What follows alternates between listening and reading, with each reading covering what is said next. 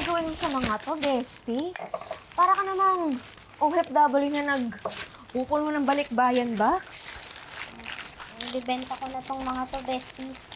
Para makatulong naman sa pangbayad sa pag-aasikaso natin sa kaso ni Tinang, sis. Yan. Oo, yan. Tama yan.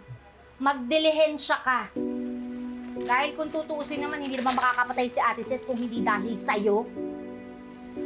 Pakialamera ka kasi. Mantaki mo kalagitnaan ng away ng dalawa, bigla ka nalang susulpot.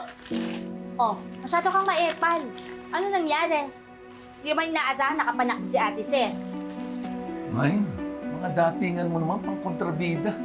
Huwag mo namang sisingin si Lilet. Hindi naman niya kasalanan na makulong si Sis eh. Aba mo, ito pa talagang bugwit na tong kakampihan mo. Ito talagang malas dito sa bahay eh. Alam mo, ikaw na lang sana nakulong. Oh, wala ka naman silbi dito.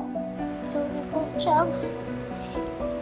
Kung pwede nga lang po na makipagpalit ako kay Tinang, ginawa ko na po. Alam mo, puro kadrano. Walang mararating yung paiyak-iyak mo. Gumawa ka ng paraan, gumawa ka ng solusyon paano makakalaya si Ate Ces dahil utang na loob wag kami. Lagi mo na lang inaasa sa amin, di ba? Puro na lang kami.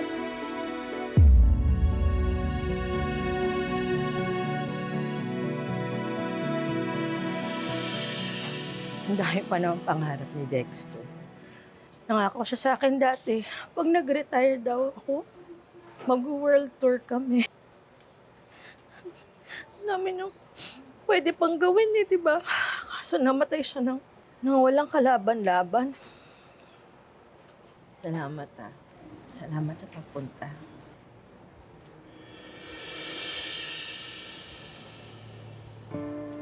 Salamat.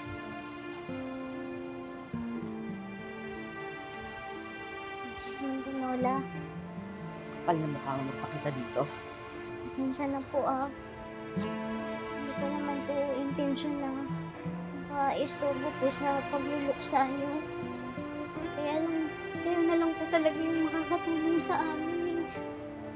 Nakikiusap po sana ako kung pwede iurong yun na po yung demanda sa Tinang ko. At bakit ko gagawin yon, ha? Kailangan pagbayaran niya, pagpatay na sa anak ko! Inosente po yung Tinang ko. Aksidente lang po talaga yung nangyari. Mrs. Mandinola, parang awa niyo na po. Siya na lang po kasi yung tumatay yung magulang ko eh. Ayoko po na magkalayo kami. Ayaw mo magkalayo kayo? Gusto mo patawarin ko ang Tinang mo? Pwes, ibalik mo sa akin si Dexter! Buhayin mo ang anak ko! Halika dito! Halika dito, Enzo! Ha? Andito siya! Kasabi mo! Ha? Patayin mo ang anak ko! Ha? Buhayin mo ang anak ko!